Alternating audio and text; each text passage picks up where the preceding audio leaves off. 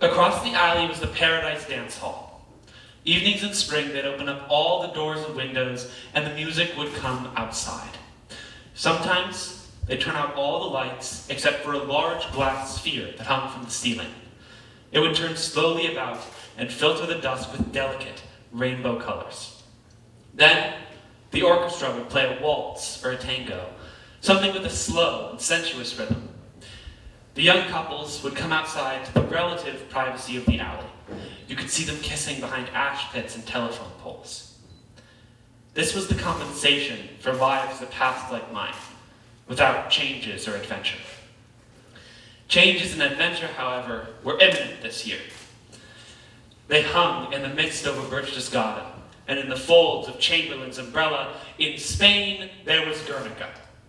Here, there was only hot swing music and liquor, dance halls, bars and movies, and sex that hung like a chandelier in the air and filled the world with brief, deceptive rainbows. While all these young, naive kids were dancing to Dear One, the world is waiting for sunshine, all the world was really waiting for, bombardments. Tom, where are you? I came out to smoke. You smoke too much. A pack a day at 15 cents a pack. How much will that be in a month? Well, 15 times 30. That wouldn't be very much, but it would be just enough to help you towards an high school course in accounting and Russian banking. Wouldn't that be lovely? I'd rather smoke. I know, and that's the tragedy of you.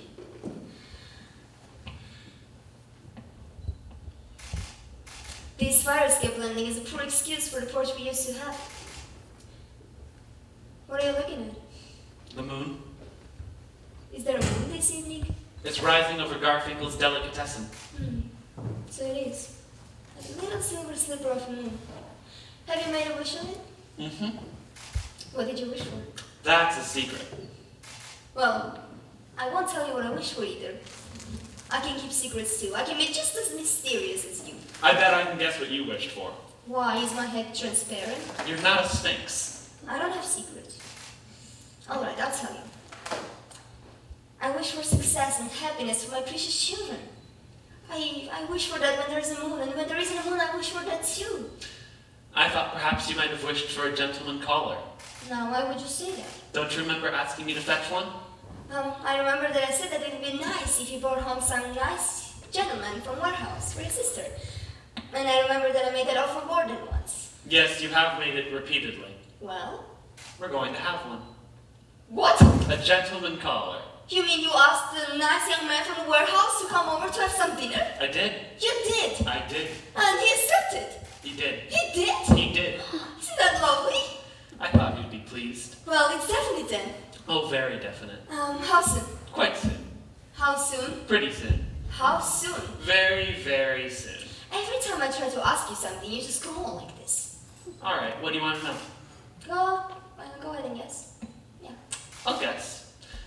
You want to know when the gentleman caller's coming. Mm-hmm. He's coming tomorrow. What? Tomorrow? No, I cannot do anything about tomorrow. I cannot do anything about tomorrow. No. Why not? Because it doesn't give me any time. Time for what? Time for preparations. Oh, you should have called me the minute you asked him, the minute you accepted. I don't see why you have to make any fuss. Oh, of course I have to make a fuss. I cannot have a gentleman caller coming into a place that's all sloppy. It has to be thrown together properly. I have to do some fast thinking by tomorrow night too. Yes. I don't see why you have to do any thinking at all. Oh, that's just, you don't know. That's all. That's why. I cannot have a gentleman caller coming into a pigsty. Let's see. I have those 3 pieces of wedding glass. I just have to polish them up, and then I wonder how that old lazy tablecloth is holding up. All these years. Oh no, we have to wear something. We don't have anything to wear. We don't got any. Mother, this boy is no one to make a fuss over. I cannot understand how you can say that when this is the first gentleman caller your little sister has ever had. I think it's pathetic that the little girl has never had a single gentleman caller. Now come on, Isa. Why should I? Because I want to ask you a few things. I want to ask you a few things. Mother, if you're going to make such a fuss, I'll call the gentleman caller up and tell him not to come. Oh, no, you must never do that. People hate broken engagements. There are nowhere to go. Now, come on, please come on.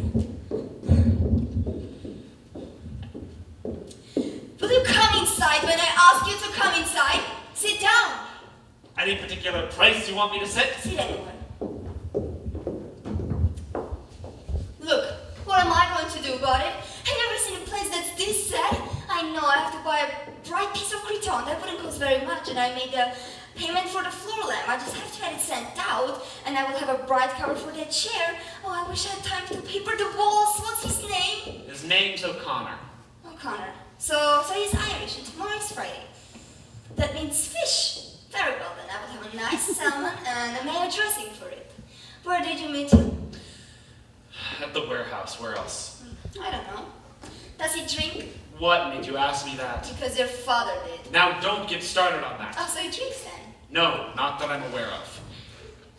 You must know about that subject.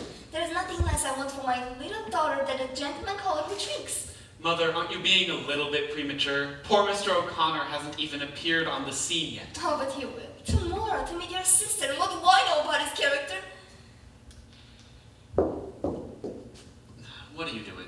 I always did hate this colleague. I can never understand why it can't stand by itself. Mother, I have to tell you something, and I mean it straight from my heart.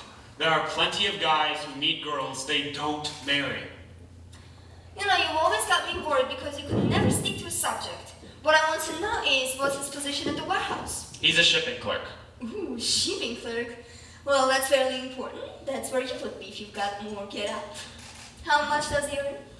I have no way to know for sure. I approximate his salary to be maybe $85 a month. $85? That's not very princely. $20 more than I make. Oh, how well I know that. How well I know that. $85? No, that can't be done. A family man can never go on by $85. Mother, Mr. O'Connor is not a family man. Oh, but he might be. In the future, mightn't he? Oh, I see. Plans and provisions. You know, you're the only young man that ignores the fact that the future becomes the present. The present becomes the past. And the past turns into everlasting regret if you haven't planned for it. I'll think that over and see what I can make of it. Don't be supercilious with your mother. What I want to know is, what do you call him? Mr. O'Connor, Mr. O'Connor? He must have another name besides Mr. O'Connor. His name is James D. O'Connor. The D is for Delaney. So he's Irish on both sides, and he doesn't drink. Do you want me to call him up and ask him? No! I'll call him up and tell him you want to know if he drinks. Oh, no. You must be discreet about that subject. Sit down. When I was a girl in Blue Mountain, and it was suspected that a young man drinks and a girl was receiving his attention, if any girl was receiving his attention, she would go to the minister of his church and ask about his character. Or her father, if her father was living, it was his duty to go to the minister of the church and ask about his character. And that is how young girls in Blue Mountain were kept from making tragic mistakes. How come you made such a tragic one? I don't know, but that face had fooled everybody. All that he had to do was grin and the world was bewitched. There's nothing more tragic than a young girl putting herself in the mercy of a handsome appearance, and I hope that Mr. Connor is not very good looking. As a matter of fact, he isn't. He has tons of freckles and a rather large nose. Ooh, he's not right down homely, isn't he? No, I wouldn't say right down homely. Medium homely, I'd say.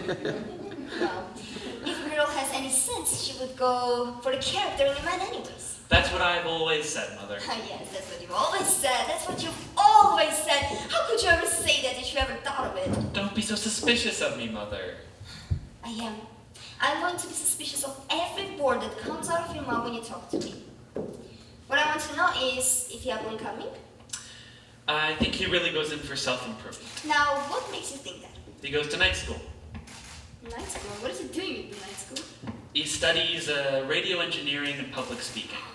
Public speaking? Well, that shows that he intends to be an executive one day. And the radio engineering? I think it's here. Very well. Those are very illuminating facts. Facts that every mother should know about a young man calling for her daughter. Seriously or not? Mother, it's just one thing. I didn't tell Mr. O'Connor about Laura. I didn't let on we had dark ulterior motives. I just said, hey, want him to come over to dinner? And he said, sure. And that was the whole conversation. I bet it was. You know, sometimes you can be as eloquent as an oyster. However, I believe that when he comes here, he sees how nice and pretty that child is. He's going to be He's going to be very pleased that he was called over to us on dinner. One more thing, Mother. You won't expect too much of Laura, will you? I don't know what you mean.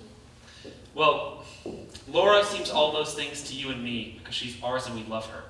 We don't even notice she's crippled anymore. Don't use that word. You have to face the facts. She is, and that's not all. What do you mean that's not all? Mother, Laura lives in a world of little glass animals. She plays old phonograph records, and that's about all.